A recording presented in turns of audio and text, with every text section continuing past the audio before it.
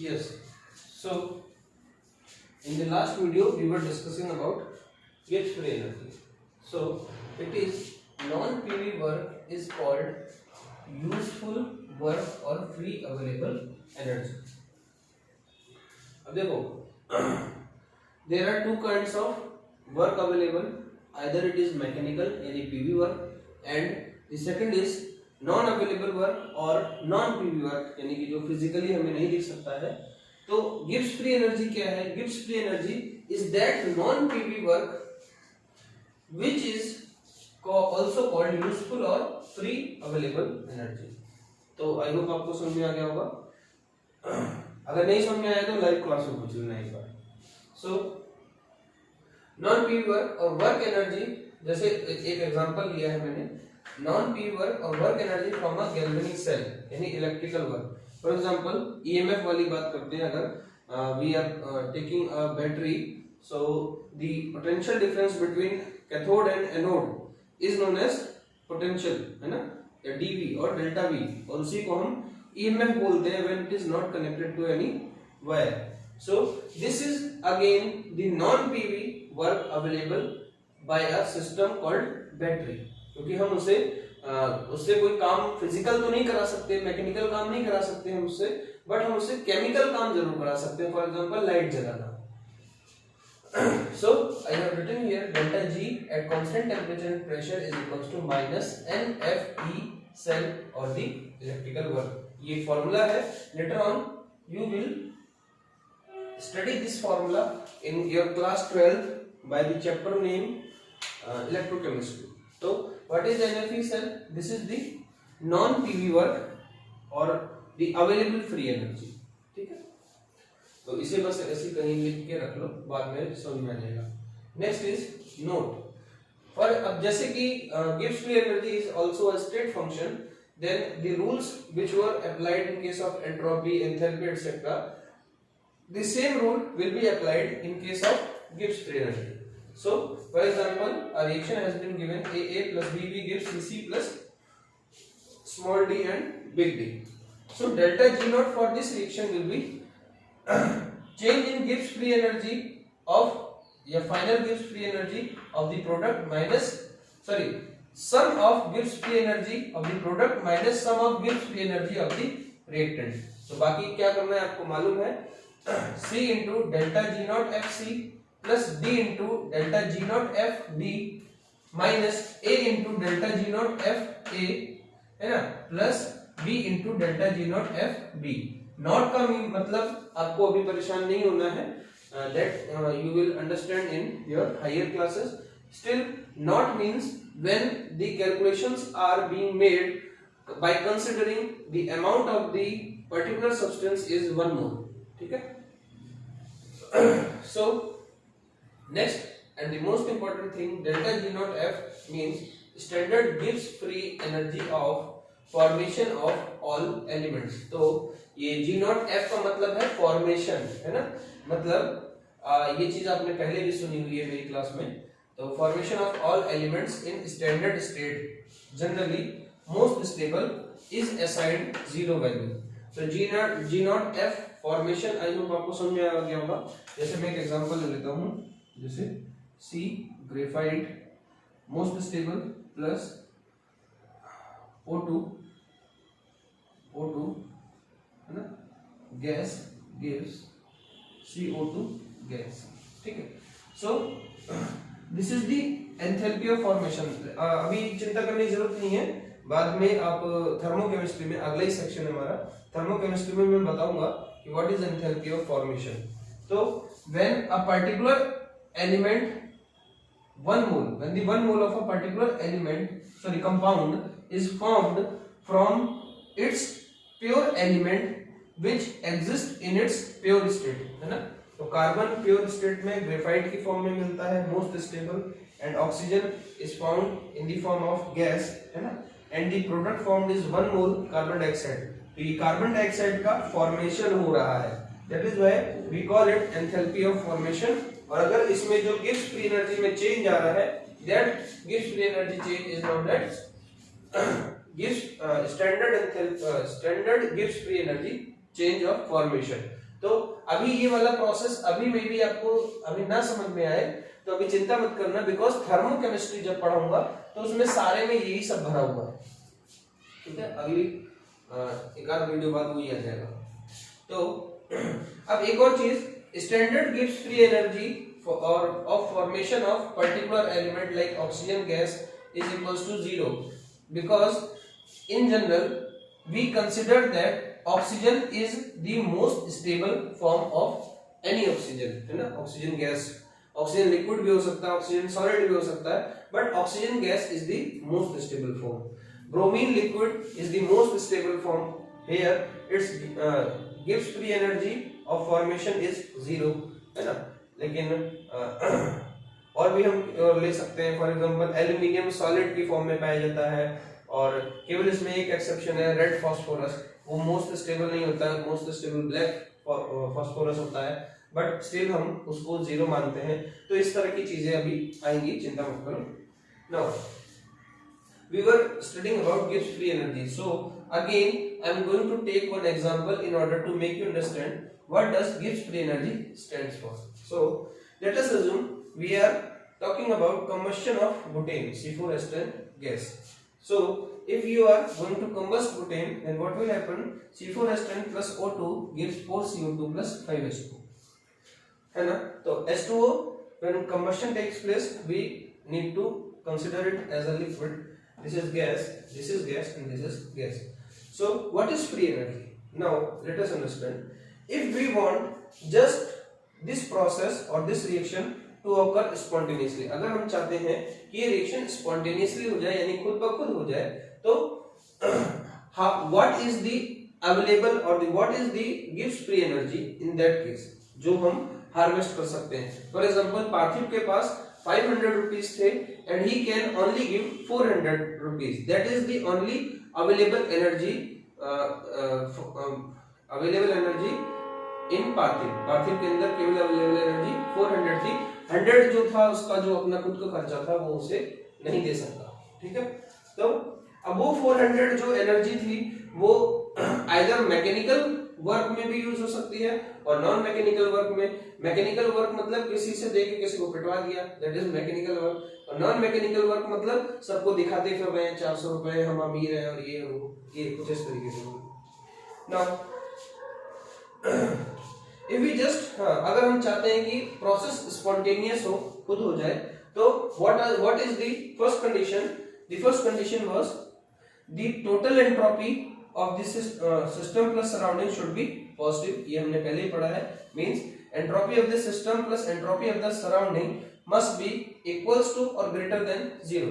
अगर 0 कर दोगे तो रिएक्शन होगी नहीं, 0 से ऊपर यानी पॉजिटिव वैल्यू होगी, तो that reaction will be considered as spontaneous reaction.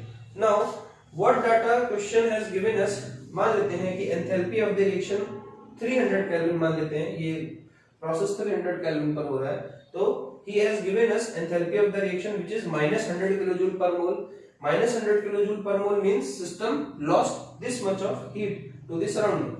Now delta Ng means आपको मालूम है moles of the product minus moles of the reactant. Here 7.5 moles and there are only 4 moles.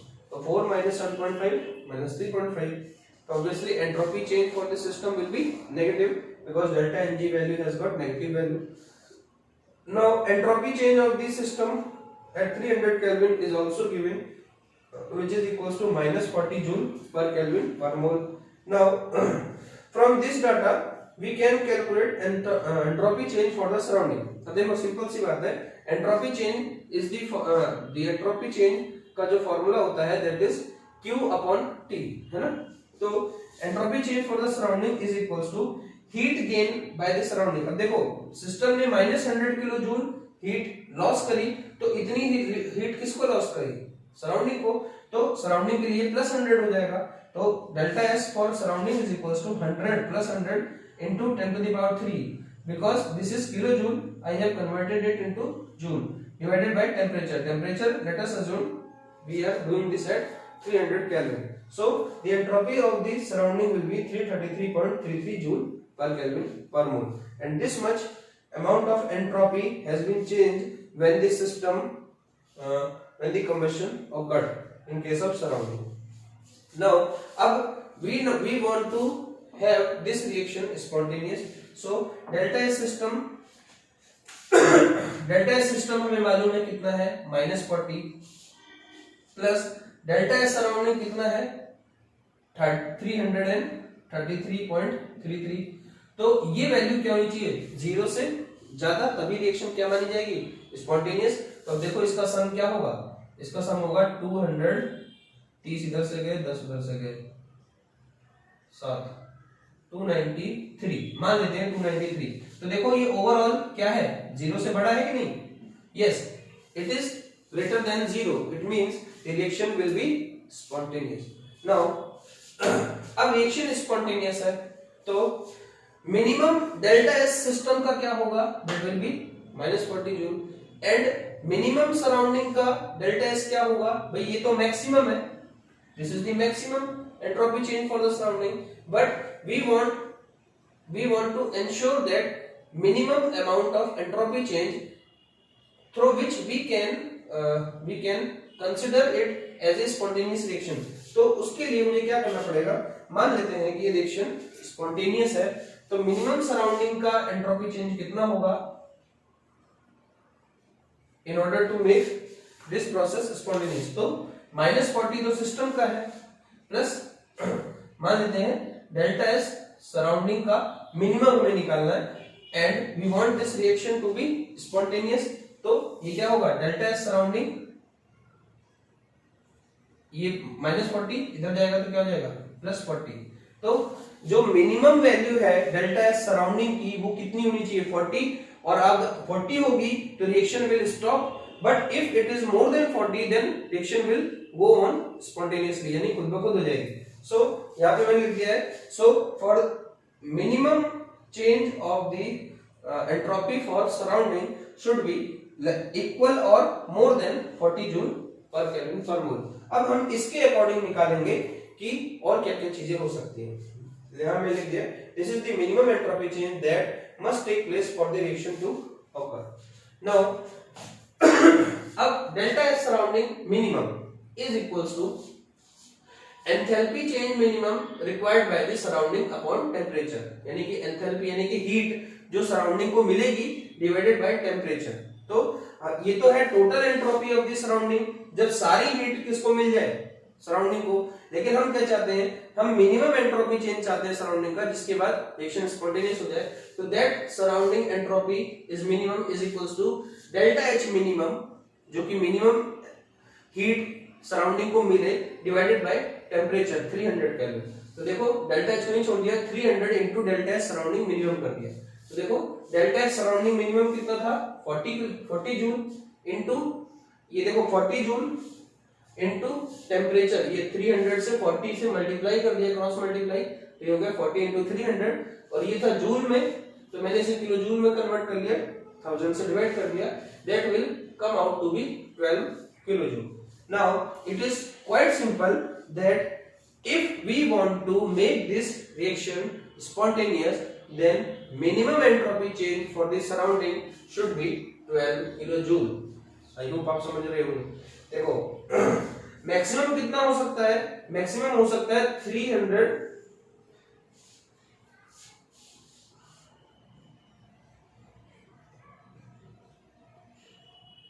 हाँ सॉरी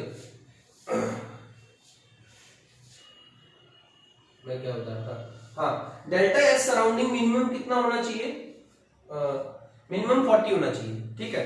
और system surrounding को कितनी heat maximum दे सकता है 100 kilo joule. हम चाहते हैं कि सराउंडिंग में एंट्रोपी का चेंज, हम चाहते हैं कि ये जो हीट मैक्सिमम जो 100 किलो जूल सिस्टम लूज कर रहा है, हम चाहते हैं कि मिनिमम हीट हमें पता चल जाए, जिससे हम ये रिएक्शन क्या हो जाए स्पॉन्टेनियस। तो ये मिनिमम हीट कितनी सराउंडिंग को दे कि रिएक्शन स्पॉन्टेनियस हो जाए, तो वो डेल्टा एच मिनिमम मैंने यहाँ पे निकालने की कोशिश करी है। That delta H minimum for surrounding should B 300 into 40 divided by 1000 which will give us 12 kilojoule। मतलब if system has maximum capacity to lose 100 kilojoule, then in order to make this reaction spontaneous the system should lose minimum of 12 kilojoule of heat to the surrounding। मतलब 100 joule की उसकी capacity है और अगर वो चाहता है कि रिएक्शन खुद हो जाए तो वो मिनिमम 12 किलोजूल तो सराउंडिंग को दे ही, तभी ये पॉसिबल। इससे कम देगा तो रिएक्शन कभी भी स्पॉन्टेनियस नहीं होगी। सिंपल सी बात है, मिनिमम उसे 12 किलोजूल देना पड़ेगा। ये 12 किलोजूल मिनिमम क्या है, ये एज अ ब्राइब है नेचर को वो दिया है, जैसे क्या बोलते हैं, रिश्वत, कि जिससे मेरी रिएक्शन स्पॉन्टेनियस हो जाए। तो मैंने यहाँ पे लिखा है delta S system is equal to -100 kilojoule per mole.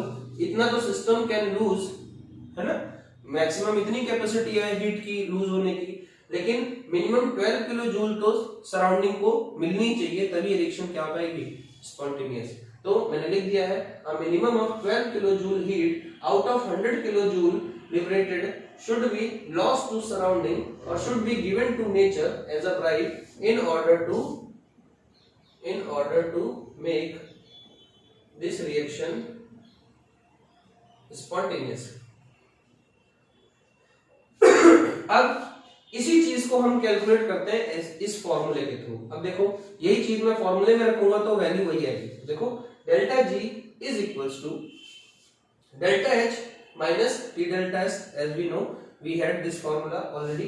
So delta H is -100 kilojoule, है ना, -100 kilojoule minus temperature was 300 Kelvin into delta S। अब delta S सिस्टम का कितना था, 40 जूल, तो 300 into -40, अब ये किलो जूल में, तो इसे भी किलो जूल में कन्वर्ट कर दिया, 1000 से डिवाइड कर दिया। देखो ये वाली वैल्यू सॉल्व होगी, कितनी आई, 12। ये वही तो है एनर्जी जो मिनिमम नेचर को चाहिए थी। आई होप आपको समझ में आ गई होगी। अब देखो -100 में 12 नेचर के पास चली गई तो अवेलेबल एनर्जी कितनी है, -88। मतलब सिंपल सी बात है, this is the Gibbs free energy which is available from a system which can be, मतलब आप उसे क्या कर सकते हो, एक्सट्रैक्ट कर सकते हो in order to do a useful work। इसीलिए हम कहते हैं gives free energy is that energy which is the minimum energy which can be extracted from a system to do useful work। I hope you got my point। So this is how it can be calculated। Sometimes one more question is asked, what is the efficiency of this cell or this reaction। तो delta G upon delta H कर लो, gives free energy यानी जितनी available है divided by जितनी input है, input तो delta H है और अवेलेबल डेल्टा जी है, delta G upon delta H into 188 kilojoule available है अपॉन 100 इनटू 188%। तो this is the efficiency of the fuel cell. मतलब ये 12 किलोजूल क्या है, अगर मैं इसे पार्थिव वाला केस बोलूं तो ये पार्थिव के 100 रुपीज हैं जो कि वो नहीं दे सकता। पार्थिव को खुद को आने और जाने के लिए क्या चाहिए, मिनिमम 100 रुपीज चाहिए, वो कितना दे सकता है, ओनली 400 रुपीज। तो ये 12 किलो जूल ही वो एनर्जी है जिसकी वजह से ये रिएक्शन क्या हुई है, स्पॉन्टेनियस। अगर मान लो उसके पास खुद के पास पैसे नहीं है पार्थिव के पास, तो वो ना तो खुद जा पाएगा और ना ही अपने दोस्तों की हेल्प कर पाएगा। तो सिंपल सी बात है, लाइफ में पहले खुद आगे बढ़ो, पहले खुद को सिलेक्ट कराओ, इतनी मेहनत करो कि पहले खुद सिलेक्ट हो जाओ, बाद में अपने दोस्तों की चिंता करो, उनको पढ़ाने में मत लगो, उनके लिए मत सोचो ज्यादा, सबसे पहले किसका भला करो, अपना भला करो, एंड दैट इज, ठीक है। अगर आपका खुद का काम हो जाए तो उसके बाद ये जो बची हुई एनर्जी है इसे आप यूटिलाइज करके अपने दोस्तों की हेल्प कर सकते हैं, लेकिन इतनी एनर्जी तो अपने लिए जरूर रखना। So that is all. Now we will study about the variation of Gibbs free energy for a substance with constant pressure and temperature।